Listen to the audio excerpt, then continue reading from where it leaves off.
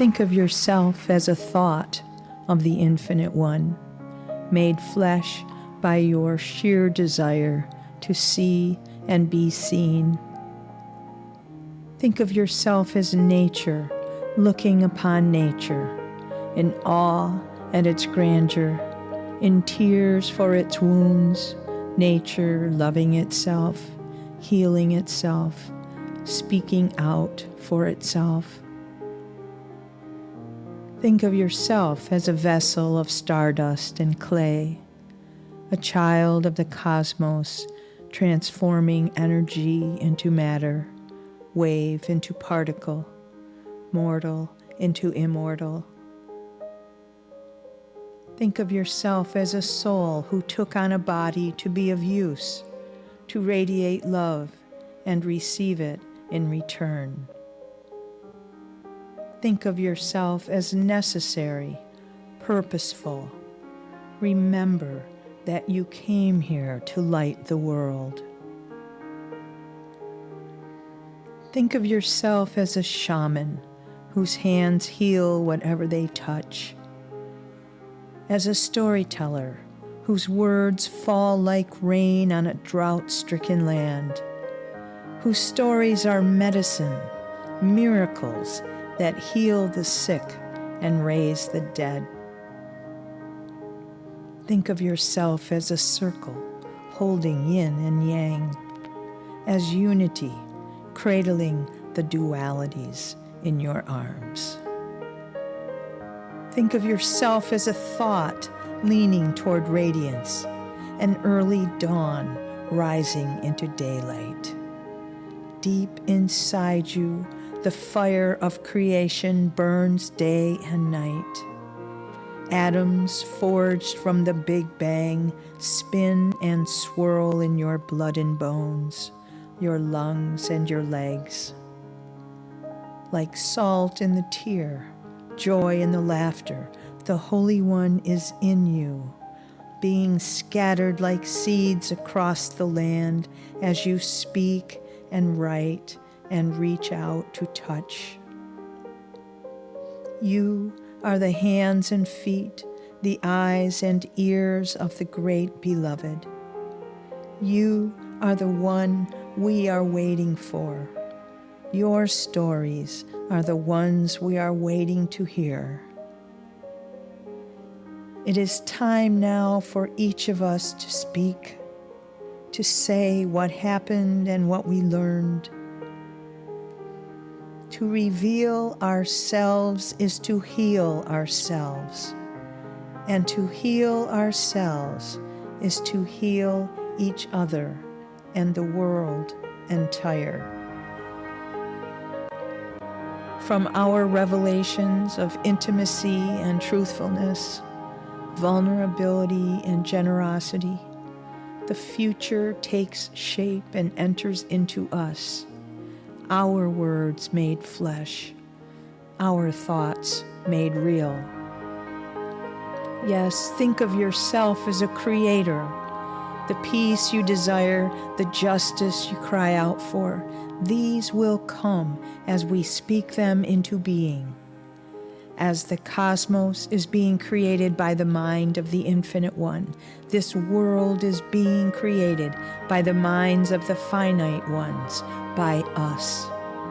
Let us be mindful and full of care for the words we speak, the thoughts we think, the stories we tell, for these are the tools with which we build tomorrow.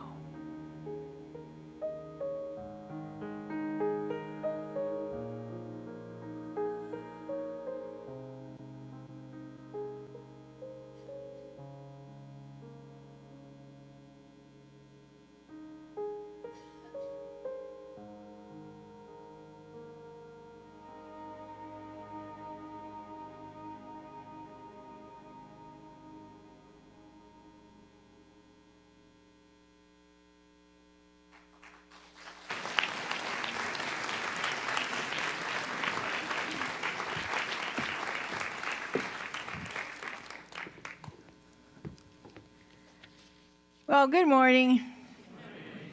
You know, I think we got all the messages we needed from Claire and the Pips already today. So I'm going to just try and give us a couple laughs. And some images. You know, Marion Woodman, who's a Canadian psychoanalyst, said, "The images upon which we feed govern our lives." And part of our role, I think, as evolutionary co-creators is to bring new images to the table, to supplant the old, because we see the structures failing us. We don't have to be naive about that. Everything's toppling down like the Tower card in the tarot deck. But what is our role in that is to really embody a kind of heightened sense of our power in the matter. What do we bring to the table? What I bring to the table comes out through vehicles of images and music and books. But you have different calls, most of you. So your destiny, your purpose for being here comes out in different ways. And only you know what those ways are. And they're constantly changing because of the relationships that we have in the world, because everyone we encounter really is a mirror to us in some way. You know, I entered the convent when I was 18 years old, having been I should say educated, but trained is more the appropriate word, you know, in Catholic schools. And I thought since I was 12 years old, I was going to be a nun, because when I was 12, it was a nun that transformed me from a caterpillar into a butterfly by how she loved me. And I thought nuns had some kind of magic wand. If she could take this little kid that walked around like this and turn me into the great leader that I am now, then I wanted to be one. I wanted to get my magic wand. I thought they probably hid it under all those yards of materials. So I went in, and after 2 years, well, they called my mom, of course, and said, come pick her up. Because I was like a union organizer in a Walmart to them. Just not a good fit. So I had to figure out, what do I do now? It took me 2 years of just being on total pause because I was so devastated by that break.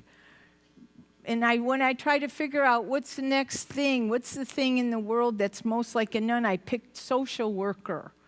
And I did that for a long time until I realized that wasn't it. It was social activist that was more in tune with my disposition. Because I didn't want to be Mother Teresa. I wanted to be Gandhi.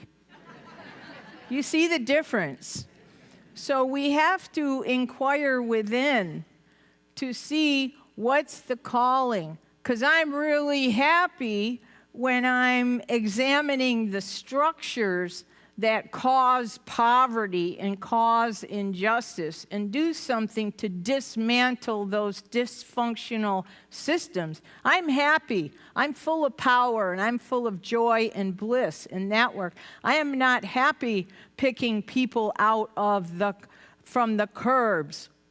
It's like Gandhi used to say, you know, someone's got to pick people out of the river one by one. Somebody's got to do that job, but I'm going up to see who's throwing them in the first place, right?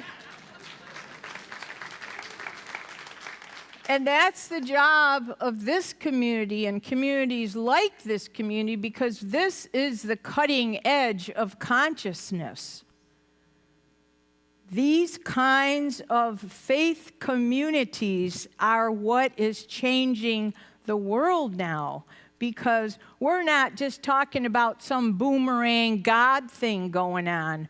We're really being that light that we want to see in the world. And the thing about it, it's the greatest mystery that you can never talk about. You know, you can't go out on Monday morning and describe this thing to people in the workplace. You have to be it, embody it, breathe it. Your kindness translates it. Your compassion translates it. And so, because of how we're mirrors to each other now, we're all getting clues at a more warp speed. You know, last year, I was on my way to visit a woman who is the thought partner of Barbara Marx Hubbard, Judy Collins. She's a sister in the same community that I was a nun in. She's a CSJ sister. And we're friends, and so she says, when you come through Santa Barbara next time, stop and see me. So I stopped at her house to see her. I had seen Barbara Marx Hubbard on stage many times, and I've read all of her books, but I was there to see Judy. But I walk in the door just at the time when Barbara and her cadre of 4 helpers are there to have a business meeting. So I said, oh, that's great. I'll go down to the beach. I'll come back in 3 or 4 hours. Then I can have my powwow with my friend. But they said, oh, no, just come to the business meeting with us. Because mostly the 3 of them knew who I was, because I'm slightly famous. But Barbara had never heard of me. She kept calling me Pam for the whole afternoon. But she comes in like this. She goes, oh, I can't, my back is killing me. She said, well, that scared me. And then she says, I have this deadline for this book. I'm supposed to do this book, and 6 months out, I'm supposed to have it done, and I can't. I got this total writer's block. And she was just frozen. And I said, I can help you with that. Well, what can you do, Pam? She says. And I said, I write books because the most joyful thing I can do is write books, because then I find what's inside me and I watch it come out. And when it comes out on the page, I'm delighted at the clarity and the radiance and the brightness of it. So I know the process. I know the magic of writing books. I can help you. So we come up with this plan. She gives me her manuscript. I stay overnight. I read it. And the next morning, we sit down, and we arrive at the way she's going to do it is that I'm going to interview her. And the book is going to be a transcript, because she doesn't know how to just simply let out her information to somebody who might be in 6th grade. That's the clue. The clue is not to be a genius. The clue is to be a genius at communicating, to get your message down so that the 6th grader can understand it. Well, she wasn't very good at that, because her audience is always the noetics, brilliant people, right? You guys. So we took it down a few pegs, and I was like a radio host for her. And I asked her the questions, and if it got too far out there, we'd bring the language down. So finally the transcript, it got into the transcript, and then it was made into the book. And it's the first third of her book, Birth 2012, where she's kind of respinning the end of the Mayan calendar, the beginning of the new human species. Well, I've got my own theory on the new human species. She calls it Homo universalis. I call it Homo sentiens, those who feel. Because I think knowing hasn't helped us. Homo sapiens, and not even that, but they doubled it. Homo sapiens sapiens, those who know they know. Well, there's not much evidence. There's not much evidence that we know we know. So I think the next evolutionary move for us is to be the ones who feel. Because once we feel, then it changes us. 2 years ago, I went to Nigeria and spent some time in these villages. There was a Dominican sister who was heading up this NGO where they dealt with 20 villages. And I go to one village after another. They all have little schoolrooms that look like Tehran. They're just totally bombed out floors, no windows, no nothing, no books, no tools, but they have their classrooms, and the kids have uniforms. And every day they line up, and they line up, and they wait, and they wait. And in half the villages, the teachers don't come. So when I get out of the Jeep, they come up and they pull at me. Will you be our teacher? Will you be our teacher? And they pull me into their little classroom, and they all sit in the mud. They say, teach us. Well, I've never been a teacher like that. So I said, what's 2 plus 2? They go, 4. They were so excited. I go, oh, these kids are really smart. I better get more sophisticated. So I say, what's 8 plus 7? They say, 15. So they knew that. And when I realized that they had gone that far and were so committed to learning, to having the privilege of learning, I cried myself to sleep for many nights there in Nigeria thinking, what can I do? Because it's not their problem, it was my problem. Because this world is in my hands. It's not in some great creator's hands who made it all up and took a nap on the 7th day. It's in my hands. I have to figure out a solution to that because my heart's desire is connected to the thing that breaks my heart. And when those two things come together, then I can know bliss.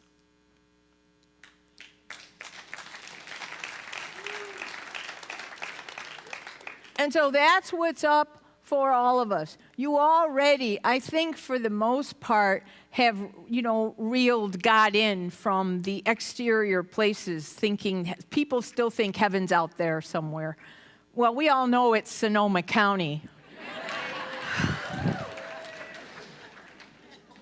It's like that guy, Moishi. He was looking around, driving in this parking lot, looking for a parking space, looking. It's totally filled up parking lot. He goes, oh, God. He goes, help me find a parking lot. He goes, if I find a parking spot, I'll eat kosher the rest of my life.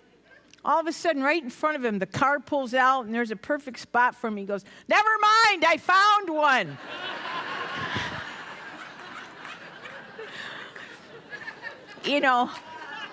We create these bizarre relationships with the Creator who's sometimes it and sometimes not. But I'm just here to say, we know, this is cutting edge, avant-garde, consciousness raising community of the universe. This is it. You're it. So nobody has to tell you anything, but people need to rub you clean. It's like we're 100-watt bulbs, but life has taken its toll, so we got a lot of dust and dirt. And now it's like 80-watt, 70-watt, 60-watt. If you have somebody you haven't forgiven, 20-watt. If you're angry about something that happened to you when you were 18, 10-watt.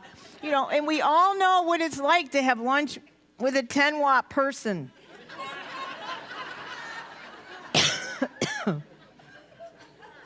We don't want that. And you don't want to be that. So for us, it's like the great mystic, Meister Eckhart, who said, the process of enlightenment is a process not of addition, but of subtraction. To let go of our illusions, to let go of any voice that says you're not already enlightened, and to stop colluding and thinking, you don't come here for information. You come here like a hybrid car goes to the electric station. You come here for a recharge, right? Because you're already transformed. You're already out there doing the sustainable work with the greatest amount of consciousness. So we come together in community in order to see ourselves revealed. Because I like how you reflect me back to myself. Because you get me. Unlike Thanksgiving, which we just endured. Your family's job is not to get you. Forget it. They'll probably never get you, and they want you to stay that age that they've trapped you in. So just be that. That is your spiritual intelligence test. And we got another one coming up, Christmas. So the great test of your spiritual mettle, the great test is, are you really a practitioner? Are you really a new thought, avant-garde, evolutionary co-creator? Can you get through the whole holiday without stress, without thinking it ought to be different? Or somebody else ought to be different? If only they were different. That's the test for us. So the way to prepare is to deepen our spiritual practice, to enter into ourselves so that we can be not just prophetic, but mystics. It takes a real mystic to become the prophet by day, right? So in our role, in our spiritual practice, to deepen that just means to extend your time. Don't ever tell me you don't have time for spiritual practice. That won't work, right? But to extend your time. Even, I have a friend who said to me, she called me up to tell me she went from 10 to 11 minutes. She was so proud of herself. And I said, great, fabulous, 10 to 11, that's great. I started out at 20. And now, I set my clock today at 5:30 so I could have a whole hour just of nothingness. So I could give you something that wasn't me. Do you get that?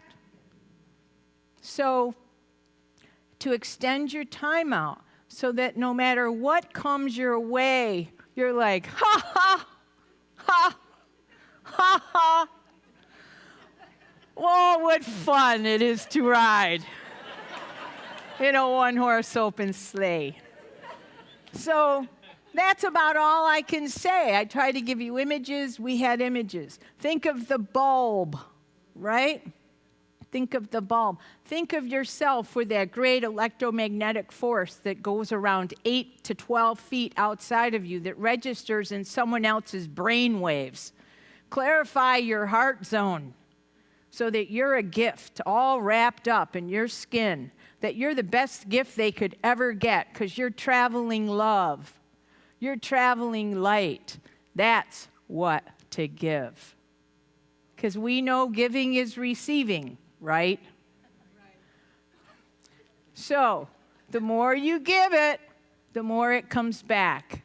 And then this upcoming holiday season, nothing but bliss. That's my gift to you today. Amen. Hallelujah.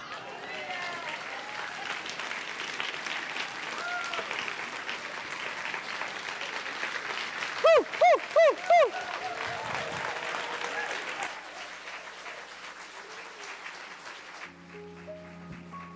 Think of yourself as a thought of the Infinite One, made flesh by your sheer desire to see and be seen. Think of yourself as nature, looking upon nature, in awe at its grandeur, in tears for its wounds, nature loving itself, healing itself, speaking out for itself.